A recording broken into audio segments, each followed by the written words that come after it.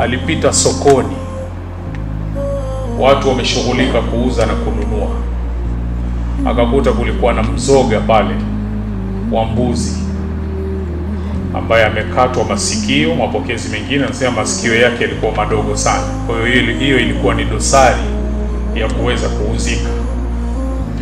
Lakini kwenye ule mzoga Mtume sallallahu alaihi wasallam akawaambia watu pale,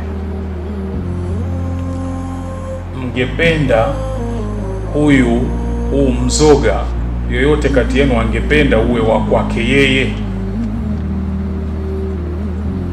Atuhibbuna, aliwaambia ayuhibbu ayakuna hadha lahu bidirhamin ayyukum, nani kati yenu angependa mzoga huu uwe wa kwake yeye kwa dirham moja?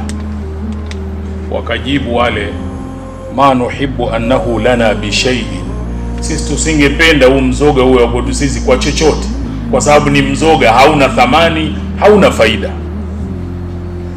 Kisha akawaambia, je, kama angekuwa hai huyu, mngependa, mmoja wenu angependa awe wa kwake yeye?